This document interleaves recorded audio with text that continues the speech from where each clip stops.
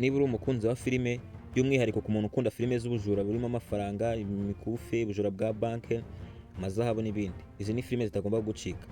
Ku mwanya wa 15 hariho Triple Frontier. Triple Frontier ni filime yasohotse mu mwaka wa 2019 irimo abakinnyi b'ibyamamare nka Ben Affleck, Oscar Isaac ndetse n'abandi. Ivuga ku basirikare bahoze mu ngabo bagategura ubujura bw'amafaranga ku muntu wacuruzaga ibiyobyabwenge. Twuse cyane ku mwanya wa 14 hariho filime yitwa The Score. The Score ni filime yasohotse mu mwaka wa 2001.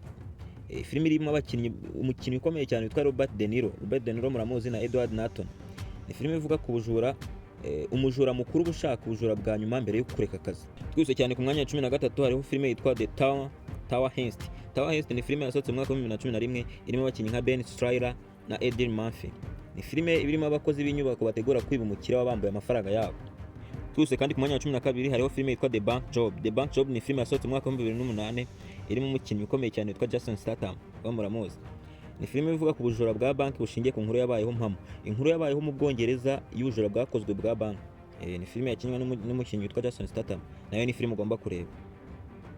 Ku mwanya wa 11 turasanga filime yitwa Widows. Widows ni filime yasohotse mu mwaka wa 2018 irimo abakinnyi nka Viola Davis na Liam Neeson n'abandi. Ibivuga ku bagore bapfakaye bafite gahunda yo gukomeza ubujura abagabo babo batasoje bapfuye badasoje. Ni filime ugomba kureba. Urumva nyine filime irimo abagore baba bashaka kwiba gukorana n'akazi abagabo babo bari barimo, filime iryoshye cyane. Twese ku mwanya wa 10 hariho filime yitwa Logan Luke. Logan Luke ni filime yasohotse mu mwaka wa 2017 irimo abakinnyi nka Channing Tatum na Adam Driver n'abavandimwe babiri bategura ubujura bwa racing track muri comedy isekeje. Ubwo nayo murabumva ko ni filime ugomba kureba, iraryoshye. Twese ku mwanya wa 9 turasanga filime yitwa The Town. The Town ni filime yasohotse mu mwaka wa 2010 irimo abakinnyi nka Ben Affleck na Jeremy Renner n'abandi. Ni filime ivuga ku bajura biba muri banki iri muri Boston, mu mujyi wa Boston, ariko umwe muri abo bajura akunda umugore waho bari bagiye kwiba. Nayo ni filime nziza ugomba kureba. Ku mwanya wa 8 turasanga Den of Thieves. Den of Thieves ni filime yasohotse mu mwaka wa 2018 irimo abakinnyi nka Gerard Barton na Pablo Schreiber. Ivuga ku bajura bategura kwiba Federal Reserve Bank, ariko abapolisi baba bakurikirana hafi cyane. Twihuse ku mwanya wa 7, twose cyane ku mwanya wa 7 turasanga filime yitwa Baby Driver. Baby Driver ni filime nziza. Ni filime nziza sinzi uko nabivuga. Ni filime yasohotse mu mwaka wa 2017 irimo abakinnyi nka Ansel Elgort na Kevin Spacey. Abo nabakinnyi b'ingenzi cyane wakunda muri iyo filime. Umushoferi w'umuhanga cyane ariwe waje kwitwa Kevin Spacey. Ni umushoferi w'umuhanga cyane ukoreshwa muri ibi bikorwa by'ubujura, ariko akagenda arambirwa. Nyine yari umupeti, yari umwana nyine muri abo bashoferi bose. Urumva nyine yari umushoferi w'umuhanga agenda arambirwa. Nayo ni filime nziza ugomba kureba. Twese ku mwanya wa 6 turasanga Now You See Me. Now You See Me yasohotse mu mwaka wa 2013 irimo abakinnyi nka Jesse Eisenberg na Morgan Freeman.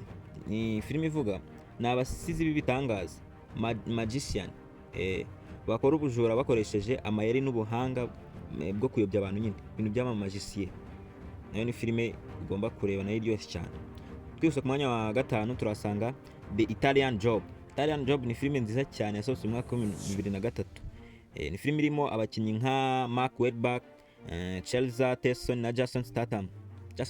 Iyi filime ni nziza. The Italian Job ni filime ivuga ku itsinda ry'abajura biba zahabu mu mujyi wa Los Angeles bakoresheje mini copper. Twihuse ku mwanya wa 4 turasanga filime yitwa Hit. Filime yitwa Hit yasohotse mu mwaka wa 1995. Filime n'ubundi irimo umukinnyi ukomeye cyane, umusaza mwiza cyane witwa Robert De Niro n'undi witwa AI Person. Filime ivuga ku bujura bw'umwuga. Abajura baba barabigize umwuga bahanganye na polisi, abahanganye n'umupolisi ukomeye cyane.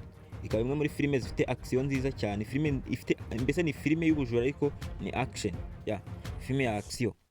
Filime iri ku mwanya wa 4 yitwa Hit. Twose cyane ku mwanya wa 3 filime yitwa Inside Man.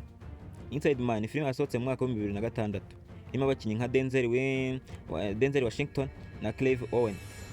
Ni filime nziza irimo umugabo utegura ubujura bwa banki butigeze bubaho. Ubwo nyine muri filime ni ubujura bukomeye cyane, ariko hagaragaramo amayeri menshi, nyine amayeri nkamwe muri La Casa de Papel. Mpamvu twifashisha La Casa de Papel nuko abenshi muri mwebwe nyine mwagiye mureba La Casa de Papel. Twese ku mwanya wa 2 turasanga filime yitwa Ocean's 11. Filime yasohotse mu mwaka wa 2001 irimo abakinnyi nka George Clooney na Brad Pitt na Matt Damon. Abo n'abakinnyi bibanze nyine.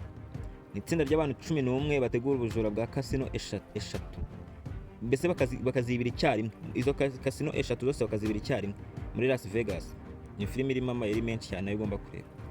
Ku mwanya wa mbere ni filime nziza cyane utagomba gucikwa. Mana nyagasani, ku muntu utari wakora subscribe hano ndamusaba gukora subscribe. Filime niba utarigeze uyireba n'aka kanya umva wahita ujya no kuyishaka, ugashaka filime ifite HD. Uyibuze wananyandikira nkakubwira nkakohereza link urahita uyikuraho. Filime nziza cyane iri ku mwanya wa mbere yitwa Manhest, La Casa de Papel. La Casa de Papel ni filime, ni seri, ntabwo ari movie irangira. Ni seri yasohotse mu mwaka wa 2017 kugeza 2021. Seri ya nyuma nibwo bayikoze, nubwo twebwe nyine mu Rwanda bitugeraho bitinze. Ni filime yasohotse mu mwaka nyine muri iyo myaka 2017 2021. Seri zose nibwo zagiye zisohoka. Ni filime yakiniwe mu gihugu cya Espagne, ivuga ku mugabo witwa The Professor utegura ubujura bukomeye cyane bwo kwiba amafaranga ya leta muri banki ikomeye cyane muri Espagne. Mbese impamvu abantu bayikunze ni uburyo amayeri arimo, amarangamutima n'imibare myinshi y'ubujura. Urumva ibintu byinshi nyine ubona abantu bikoranye ubuhanga. Ni filime ugomba kureba. Wowe usoje iyi video uri umuntu w'agaciro kuri twebwe. Peace kuri wowe. Nibwo gukanda subscribe, like, comment na share, and see you in the next video.